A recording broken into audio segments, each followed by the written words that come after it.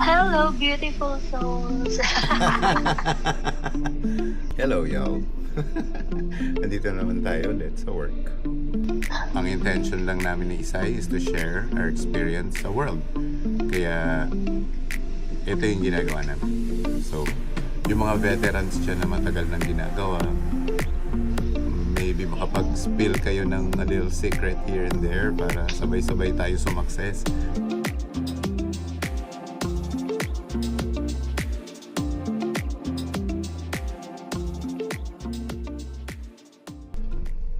Hello, y'all.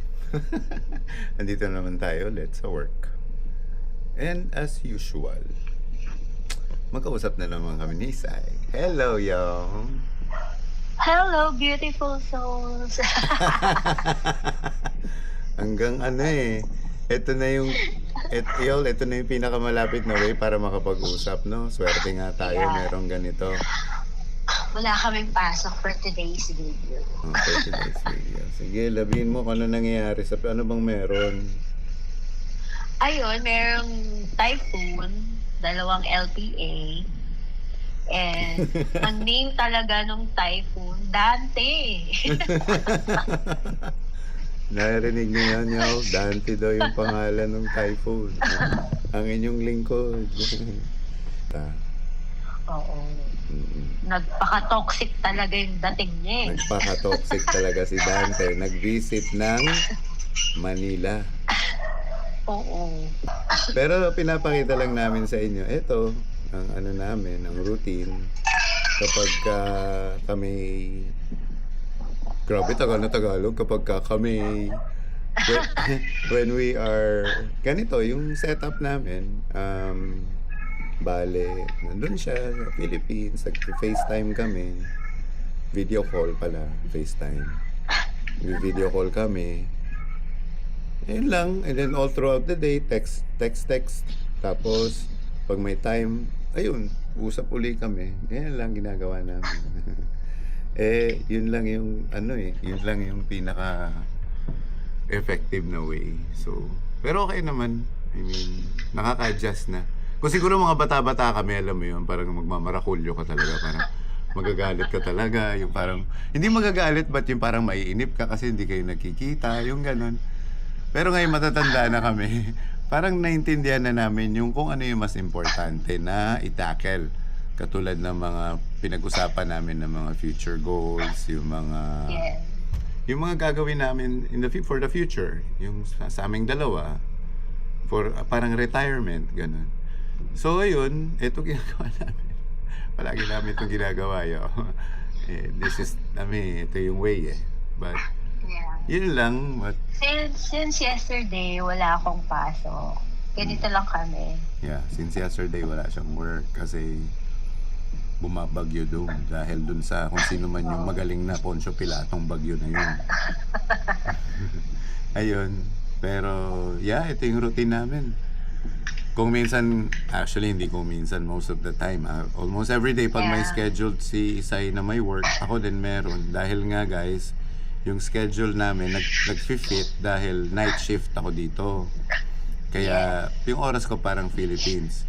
Funny, I said that kasi nga nung umuwi ako ng Philippines, wala akong jet lag. So para kasi nga yung oras ko same. Pagdating pa lang sa airport, pagdating sa condo, wala, bumili kami ng food, nagutom, kumain, nagkwentuhan, nag-hangout, nanood ng Netflix, yung mga ganon. Tapos natulog na rin. Hindi lang kami nakakapag-video call kapag meron akong site inspection or site survey. Yeah, pag may... Kasi almost the whole day yun So, makakausap ko siya in the afternoon na, mga 6 or 7 p.m. dito. Pauwi na siya nun. pauwi na ako ng work noon.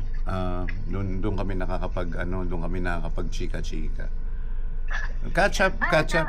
Ano naman yun? Very rare lang nangyayari yun. Yeah, very not very common. But most of the time, yun na normal schedule namin, yung pag-uwi ko ng umaga, tapos siya nasa work din. Ay, hindi. Pag uwi ko na Pag-uwi maaga, niya. nasa bahay na siya. Oo. Yeah. Yun. Yun yung mga routine namin. So, sama lang kayo dito sa journey na to, yo.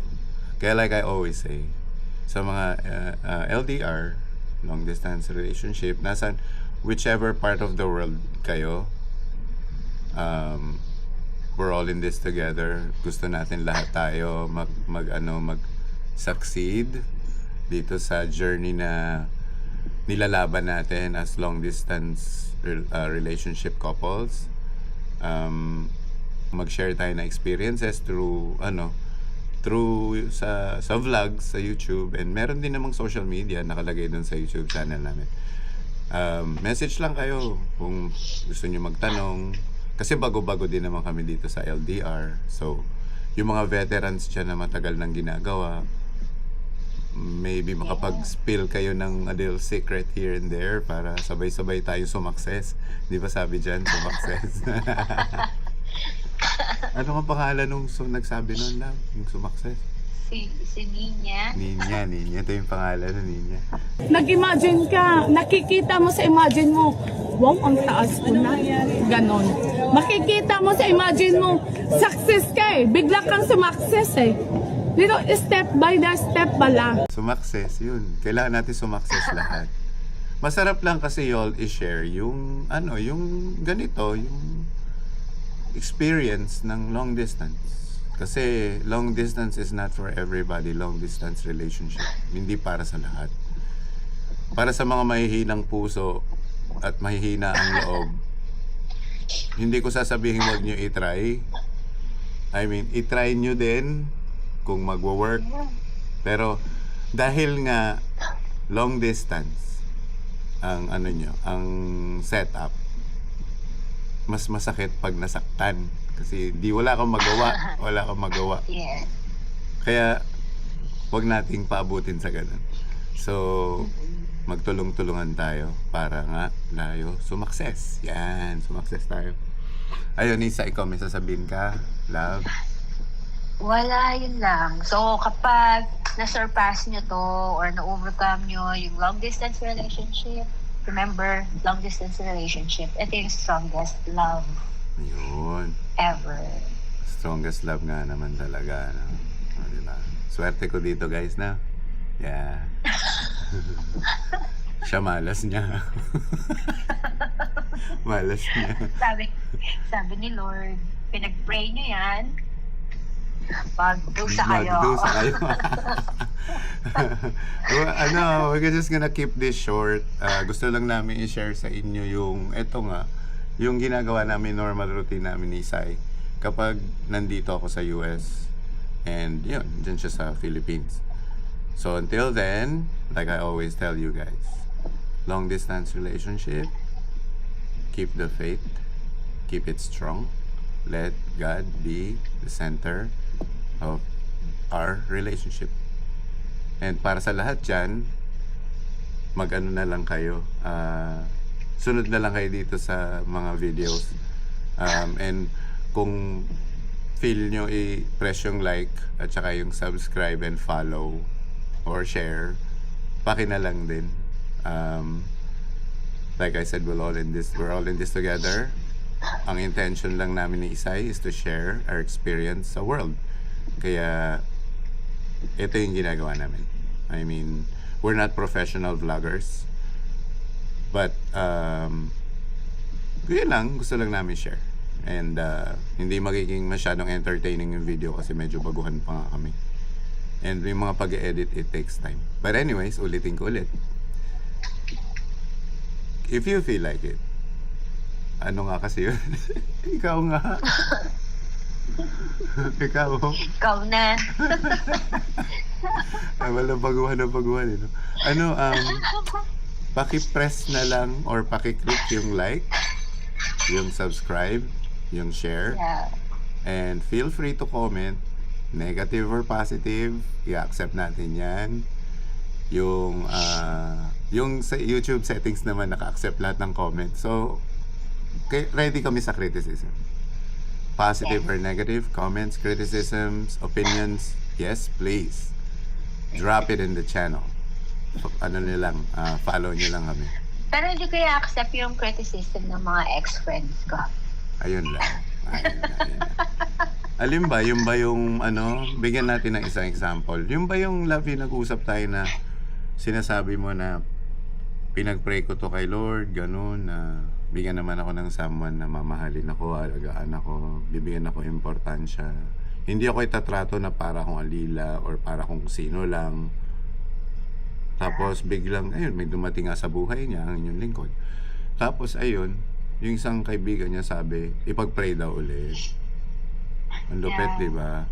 Parang for some... Nag-doubt siya kay Lord. Parang for someone to question God's doings, malaking issue yun. I mean, Yung para questionin niya yung God's plan. di ba? Questionin mo si Yung plan God. ni Lord sa akin. Mm-mm. And yung ako lang nakakaalam kung paano napakita ni Lord sa akin na ito yung answered prayer ko. Mm-mm. Parang mabigat yun eh. Hindi, Yes. that did not... Knowing sa aming dalawa, siya yung religiously active. You know? Okay. Religiously Tapos active. siya yung nag-doubt. Ayun lang. I mean, sad to say, pero ayun, wala na yung taong yun sa circle of friends niya. Wala na. Pati yung nasa Canada. Wala na Canada, yun. meron ba doon? Meron ba doon? Meron doon. Meron ba doon? Para, you know, after yung nangyari sa atin, ile-label niya ako. Sila. Ile-label niya ako na gaslighter. Nag-post sila nun sa messenger note nila ng gaslighting and beyond. I Okay. mean, nung time I never labeled her. Nung panahon na no? So, hinayaan ko yun kasi away mag-asawa yun eh. Right. Bakit ako makikialam? Oh, I mean, that's So, yun lang. their issue. Masyado lang akong nalinisan sa kanila. Para i-label nila ako. Diba? And i-label ka nila ng gano'n na hindi ka naman nila kilala. Ano kasi guys, nilabelan ako as toxic. Ay, okay. I like it. I embraced it. So, in-embrace ko yung Guys, label minsan pagkukwentuhan natin Yeah, kukwenta. Maganda yung story yan. mag-video call kami na naka-record para maintindihan ninyo. Saan nanggagaling yun? Oo. Ganun gagawin natin. Ayun, until then, magpapaalam na ulit kami. Ayan, nangangating ilong ko. Magpapaalam na kami ulit. Ano na lang ulit, ulitin ko yung punchline ko pagka-outro. Yung keep the faith, keep it strong, let God be the center of our relationship.